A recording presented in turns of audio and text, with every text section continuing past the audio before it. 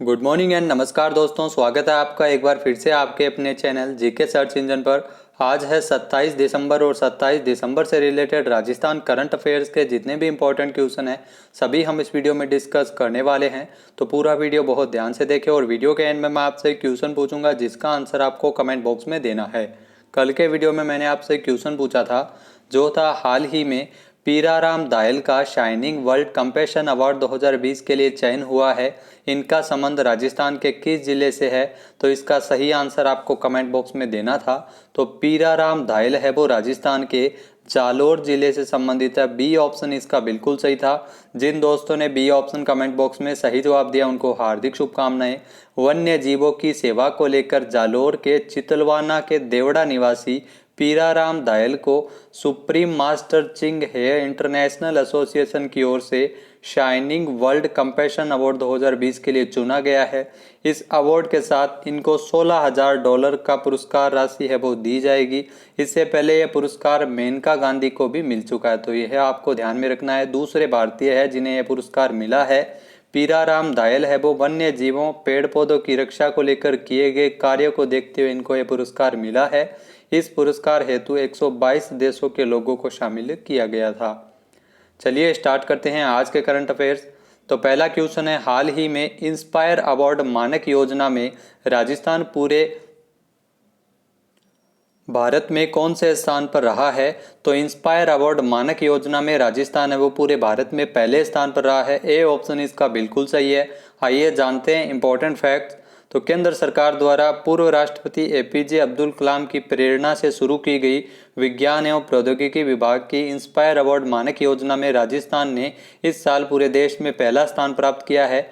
बाल वैज्ञानिकों को प्रोत्साहन देने हेतु ये योजना चलाई जा रही है जिसमें युवा वैज्ञानिकों का है वो चयन किया जाएगा। इसमें राजस्थान से समस्त राजकीय गैर राजकीय विद्यालयों में कक्षा 6 से लेकर 10वीं तक के 10 से लेकर 15 साल तक के कुल ऑनलाइन 1,50,240 आवेदन है वो मिले हैं और इसके हिसाब से राजस्थान है वो देश में पहले स्थान पर रहा है। तो आपको ध्यान में रखना है, इंस्पायर अवार्ड मानक योजना में राजस्थान है वो आवेदन के हिसाब से पहले स्थान पर रहा है।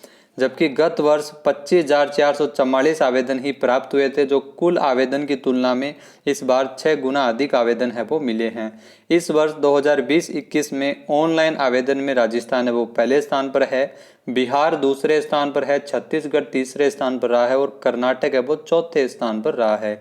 गत वर्ष राजस्थान का 7वां स्थान रहा था। राजस्थान में जिलों के अंतर्गत विद्यार्थी की दृष्टि से जयपुर जिला है वो पहले स्थान पर रहा है। नेक्स्ट यहाँ पे क्वेश्चन है, हाल ही में राजस्थान के प्रसिद्ध कवि माधव दरक 86 वर्ष की आयु में निधन हुआ है। इनका संबंध राजस्थान के किस जिले से है? तो हाल ही में राजस्थान के जो प्रसिद्ध कवि है माधव दरक जिनका 86 वर्ष की आयु में निधन हो गया है और इनका संबंध है वो राजस्थान के राजसमंद जिले से है। बी ऑप्शन इसका बिल्कुल सही है। ये जो आपको तस्वीर में दिखाई दे रहे हैं यही है माधव दरक और इनका हाल ही में 86 वर्ष की आयु में निधन हुआ है। आइए जानते हैं इंपॉर्टेंट फैक्ट्स। तो मायर थारो पूत कटे एडो मारो राजस्थान जैसी जन जन की कंठ कान करने वाली कविताओं के जो रचयिता राष्ट्रीय कवि माधव दरक का 26 दिसंबर को 86 वर्ष की आयु में उनके पैतृक गांव केलवाड़ा कुंभलगढ़ जो राजसमंद में है निधन हो गया है। तो इनका संबंध है वो राजसमंद जिले से है। लंबे समय से बीमार चल रहे थे। माधव दरक ने सबसे ज़्यादा प्रचलित एडो मारो राजस्थान, मायड़ थारो वो पूतकटे सहित कई कविताएं लिखी है जिन्हें और इनके अलावा इनके कई साहित्य भी लिखे गए हैं। कवि माधव दरक ने अपनी काव्य जीवन यात्रा के दौरान 7 से अधिक गद्य पद्य की पुस्तकें प्रकाशित की जिसका विमोचन भामाशाह एवं राज परिवार मेवाड़ उदयपुर की ओर से करवाया गया था। प्रसिद्ध मानक समाचार टाइम्स ऑफ इंडिया की ओर से कवि माधव दरक को ग्रेट पॉइंट ऑफ मेवाड़ का सम्मान एवं प्रशस्ति पत्र भी प्रदान किया था। उन्होंने पूरे विश्व भर में 1800 से अधिक लगभग स्थानों पर सार्वजनिक मंचों के माध्यम से कविता पाठ भी किया था।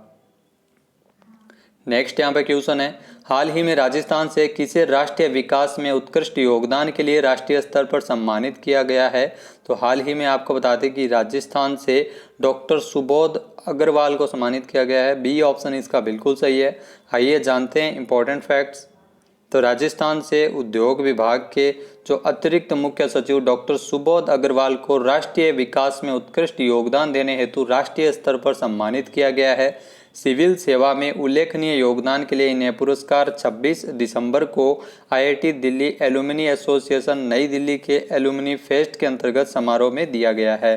इनको कोविड-19 के दौरान जो फंसे श्रमिकों लोगों को काम उद्योगों में एडवाइजरी की पालना सहित कई अन्य कामों के लिए पुरस्कार दिया जा रहा है। तो राष्ट्रीय स्तर पर डॉक्टर सुबोध अग्रवाल को सम्मानित किया गया है, जो राजस्थान में उद्योग विभाग के अतिरिक्त मुख्य सचिव है। नेक्स्ट यहाँ पे क्वेश्चन है, हाल ही में राजस्थान में एमएसएमई एक्ट के अंतर्गत कितने साल तक उद्यमियों को राज्य के विभिन्न विभागों की स्वीकृतियों एवं निरीक्षणों से मुक्त किया गया है? तो राजस्थान में जो नए एमएसएमई एक्ट के अंतर्गत 3 साल तक राजस्थान सरकार की ओर से विभिन्न विभागों की स्वीकृतियों से उद्यमियों को मुक्त किया गया है। बी ऑप्शन इसका बिल्कुल सही है। आइए जानते हैं इंपॉर्टेंट फैक्ट्स। तो राजस्थान के मुख्यमंत्री अशोक गहलोत द्वारा एमएसएमई उद्योगों के विकास के लिए जो एमएसएमई एक्ट के अंतर्गत उद्यमों को 3 साल तक राज्य के विभिन्न विभागों की स्वीकृतियों और निरीक्षणों से मुक्त किया गया है। 3 साल तक नए उद्योग स्थापित करने के लिए किसी भी प्रकार की अनुमति स्वीकृति है वो नहीं लेनी पड़ेगी। ऐसा अधिनियम लागू करने वाला राजस्थान है वो भारत का पहला राज्य है। इससे निवेशकों को आवश्यक अनुमतियां एक ही स्थान पर मिल सकेगी। वन स्टॉप शॉप प्रणाली की स्थापना की गई है, जिसमें राज्य में उद्योगों का विकास होगा और रोजगार के अवसर भी पैदा होंगे। नेक्स्ट यहाँ पे क्वेश्चन है, राजस्थान के राजकीय महाविद्यालयों में कार्यरत शिक्षकों हेतु कक्षा अध्यापन कौशल विकास एवं नवाचार के लिए कौन सा प्रशिक्षण कार्यक्रम शुरू किया जाएगा?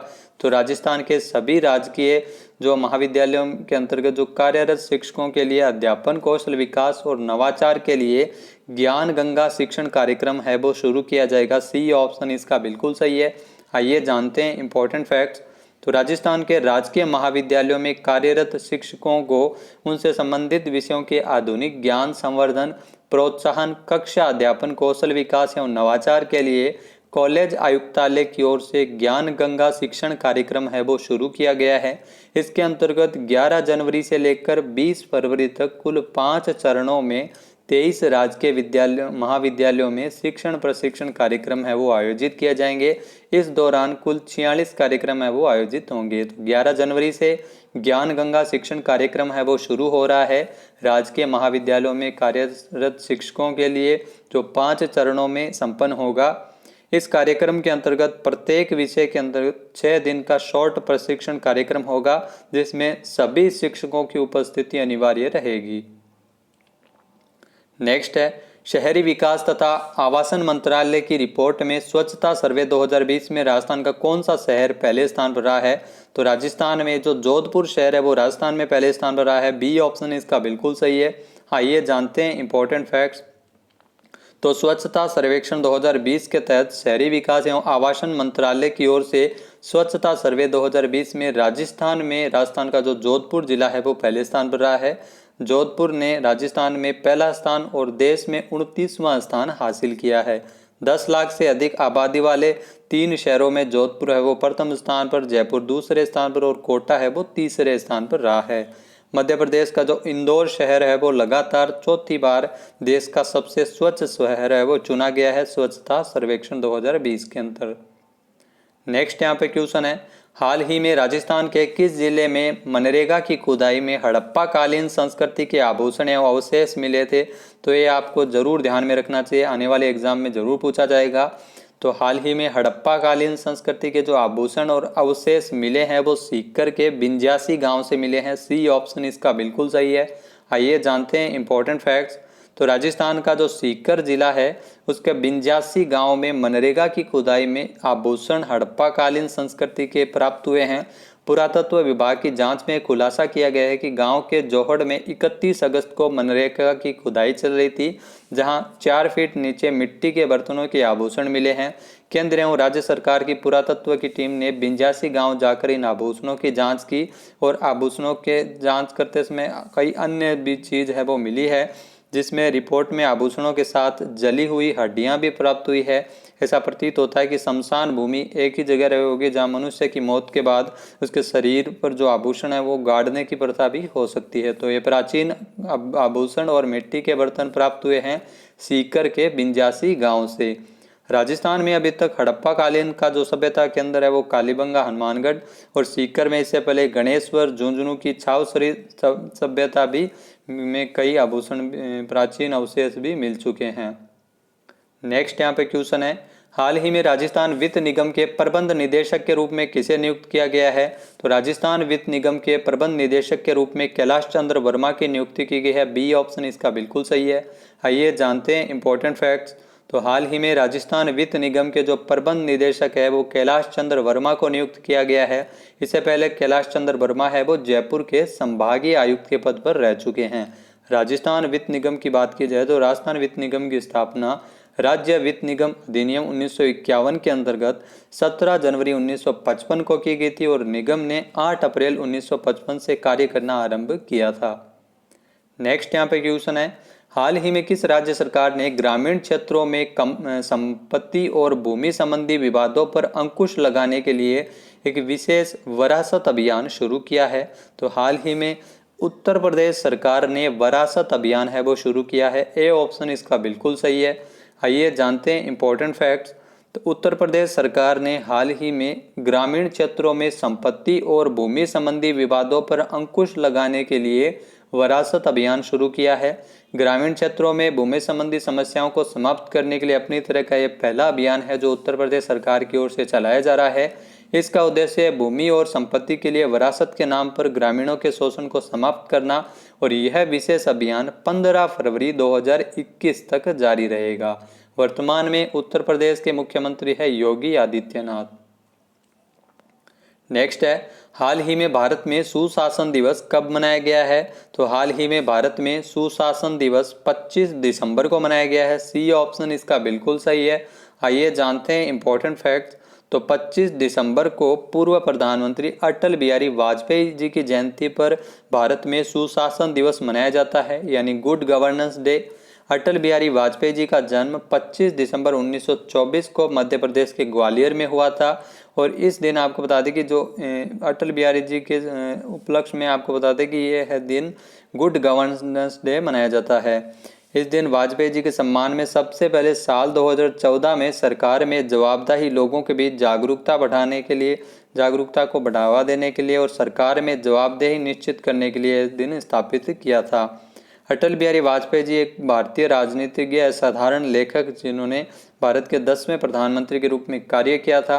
अटल बिहारी वाजपेयी जी को साल 2015 में सर्वोच्च सम्मान भारत रत्न से भी नवाजा गया था।